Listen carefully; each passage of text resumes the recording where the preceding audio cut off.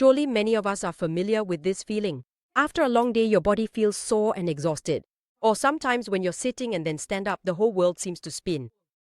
And then there's that strange sensation. Your head feels hot while your hands and feet are ice cold. Sounds familiar, doesn't it? Today, let's find out together what those signals from your body actually mean. And the source for our discussion today is the book Secrets of Acupressure for Healing by K.E. Shizua, as introduced by Dr. Truong Thin. This isn't the kind of dry, theoretical book. It's more like a practical map of our bodies. We'll take a journey together through this system, starting with the most common signal, running out of energy or fatigue, and then see how it connects to bigger issues like dizziness or blood pressure. It really is a journey, and our goal today isn't to memorize the locations of all the acupoints, but more importantly, to try to understand the logic behind them. Why does pressing a point on your foot help relieve a headache? Is our body really such a tightly connected system? We will explore a way of looking at the body not as a collection of separate parts, but as a unified whole with its own flow of energy. Wonderful. So let's start with the first warning signal that almost everyone has experienced: full body fatigue, like a low battery warning.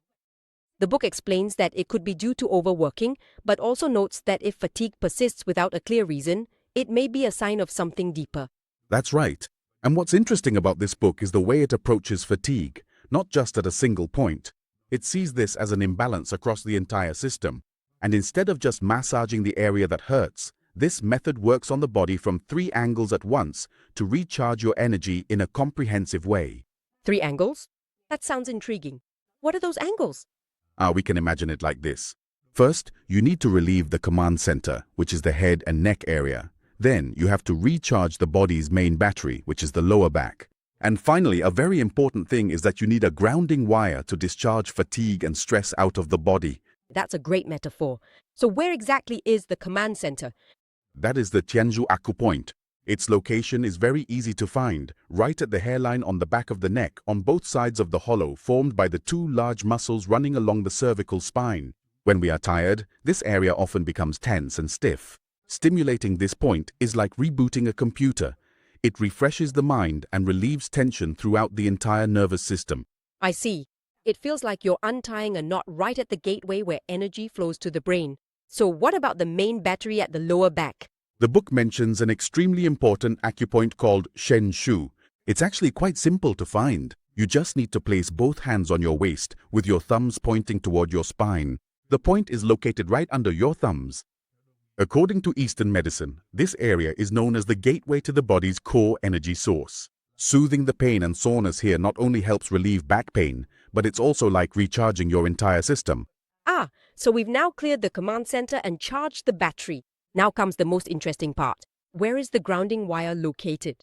It's in a place that most people probably wouldn't expect, the soles of your feet. That's the Yongquan acupoint, located right in the hollow that forms when you curl your toes. The book describes this acupoint as being like a release valve. A release valve? That's right, all fatigue and stagnant energy are released through it, helping the body reconnect with the Earth's energy. It helps reduce stress and promotes blood circulation from the feet throughout the body. The idea here is that fatigue isn't something you have to endure, but something that can be released.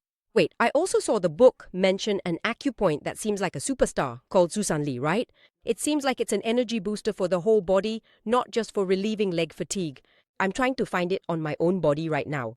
It's just below the knee, a bit to the outside of the shin bone. Exactly. Zusanli is a different story altogether. If the other acupoints are for recovery, then Zusanli is like a power-up button. A power-up? Yes. It activates overall energy and enhances endurance. That's why it's considered one of the most important acupoints for maintaining overall health. So we have a complete toolkit: releasing, recharging, grounding, and powering up. So the message here is that fatigue is not just a single issue, but rather an imbalance of the entire system. Very clear. Now moving from the low battery warning, let's talk about an error message that seems more serious. That's the sudden dizziness you feel when standing up, when it feels like the whole world is spinning. The book suggests that this is a more serious traffic jam in the system we just discussed. A traffic jam is an accurate way to describe it. The book explains this phenomenon using the concept of qi and blood. We can understand it in simple terms like this. Blood is the substance that nourishes the body. As for kuai, it is energy, the driving force, the electronic signal that makes everything function. When you feel dizzy, it's like there's a traffic jam or a sudden power outage on the highway leading to the brain. Blood and energy can't reach the destination in time. Usually, when people feel dizzy, they think about massaging their head or neck. But I found an extremely surprising suggestion in this book. It points to an acupoint on the ankle to treat dizziness, the Tai Chi acupoint. This seems very counterintuitive. What does the ankle have to do with a spinning head? This is the key point to understanding the logic of Eastern medicine. Imagine the body as having a network of invisible energy highways called meridians. They connect all the parts of the body together. The Tai Chi acupoint on the ankle lies on a very important meridian that runs straight up to the head. Stimulating this point is like clearing a blockage at a distant spot, helping to relieve pressure along the entire route. So that's how it works. It doesn't just treat symptoms in the head, but also helps regulate the flow of the entire system. It's like managing traffic from a control center far away from the actual congestion. So besides the acupoint near the ankle, does the book mention any other more intuitive points? Of course. After clearing the path from a distance, we will directly address the hot spot of the blockage. That is the neck and nape area. There are two key acupoints here, Feng Qi and also the Tianzhu point that we mentioned earlier. Ah, yes. The neck area is the most important traffic junction where all energy flows must pass through to reach the brain. When this area becomes tense, it creates a bottleneck that leads to all sorts of problems, from headaches and dizziness to vertigo. Pressing these acupoints is like having a traffic officer step in to direct and clear the congestion right at the spot. And there's also an important acupoint at the top of the head called Bai Hui, right? It seems like this is the highest point where all energy flows converge. That's right, Bai Hui is considered the central hub. Stimulating this point helps stabilize the entire nervous system. It treats headaches and the sensation of heaviness in the limbs.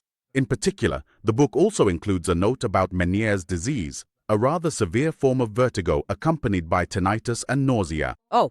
The book suggests that relieving blockages in the neck area through acupoints like Feng Qi can help control these acute episodes. It emphasizes the importance of keeping the gateway to the brain clear and unobstructed. These blockages in the flow of qi and blood lead me to a bigger topic, the pressure of the entire system, that is, blood pressure. There is a concept in the book that I find extremely interesting, which is upper heat, lower cold. It's a condition where the head feels hot and the face is flushed, but the hands and feet are icy cold. That concept describes a very typical energy imbalance. I remember my grandmother used to complain about this a lot. Her head always felt heavy and hot, but her feet were ice cold. The book explains this in a very easy-to-understand way. It's like all the energy in a house is stuck in the attic, while the basement doesn't have a bit of warmth. All the vital energy and blood are compressed in the upper half of the body. So, the goal of acupressure in this case is to move the energy from the attic down to the basement, right? Exactly. The goal is to restore balanced circulation. The book mentions a few key acupoints to achieve this. For example, the Danzhong point in the center of the chest helps relieve congestion in the chest, and especially the Jiao Hai point just below the inner ankle. Another point at the ankle? Yes, this point is described as a switch that helps draw energy rising to the head down to the feet, and it's especially effective for women. So, what about specific diagnoses in modern medicine, like high blood pressure and low blood pressure? Is the approach different? For example, with high blood pressure, the symptoms are often headaches and neck and shoulder stiffness. The goal is surely to lower the blood pressure. That's right. The goal is to reduce the pressure in the upper part of the body. Points like Bai Hui at the top of the head or Hegu located on the back of the hand between the thumb and index finger. They function like pressure release valves. Stimulating these points helps relieve headaches and discomfort. Yongquan point is located in the sole of the foot. Honestly, it does sound a bit like a folk remedy. What is the logic behind this? That's a very good question. It may sound strange, but it's actually completely consistent with the logic we've discussed. The philosophy here is called guiding fire back to its source, which means bringing the rising fire in the head back down to its origin below. Guiding fire back to its source. That's right. Tapping on the sole of the foot is a very powerful physical action, a clear signal commanding the energy that's accumulated in the head to move downward. It's like stomping your foot hard to attract attention. This is a way for the body to self-regulate its own energy flow. Ah, now I understand. So it's not a random action. So what about low blood pressure? The symptoms are the opposite. chronic fatigue, exhaustion, cold hands and feet. If high blood pressure is about pulling energy down, then is low blood pressure about pushing energy up? That's a reasonable assumption, but it's not entirely accurate. With low blood pressure, the issue isn't that energy is stuck somewhere, but rather that the body's power plant is operating below capacity. I see. So the goal isn't to push energy anywhere, but to restart the generator and strengthen the entire flow. How do you restart the generator? The book points out acupoints that help nourish and stimulate the flow of energy and blood. For example, the Jueinshu acupoint on the back near the heart helps enhance the function of the heart and lungs, allowing blood and energy to circulate more efficiently throughout the body. Or the Shenmen acupoint at the crease of the wrist. It not only helps warm cold hands, but also has a calming effect, stabilizing the nervous system, which is often easily disturbed in people with low blood pressure. And once again, the Jiaohai acupoint at the ankle makes an appearance. Oh, Yes, this demonstrates its important role in balancing and grounding the entire system. that's truly amazing. So the core idea running throughout this book is the art of restoring balance. Acupressure is not simply about mechanically pressing on a painful spot, but about understanding and engaging in a dialogue with the complex energy system within us. It's like a systems engineer fine-tuning the flow so that everything operates smoothly. And there's a very valuable detail that Dr. Truong Thin emphasizes in the book's introduction. He said that the effectiveness of acupressure comes not only from correct technique, but also from a sincere, compassionate heart toward the patient. A compassionate heart? That's right. You must know how to channel your inner energy through your fingers into the acupoints. This suggests that the practitioner's intention and focus are also part of the therapeutic process. It transforms a mechanical action into a mindful practice. That's truly profound. It elevates acupressure from a technique to a true healing art. This book covers about 200 main acupoints, and today we've only touched on a few key spots on that vast map. This raises quite an interesting question for us to ponder. What other mysterious connections, what other pathways might exist within our bodies that we have yet to discover? Do they relate to health or not? It's a perspective that goes far beyond simply waiting for symptoms to appear before seeking treatment. Instead, it encourages us to proactively listen to even the subtlest signals from our bodies and to maintain the balance of our energy flow every day.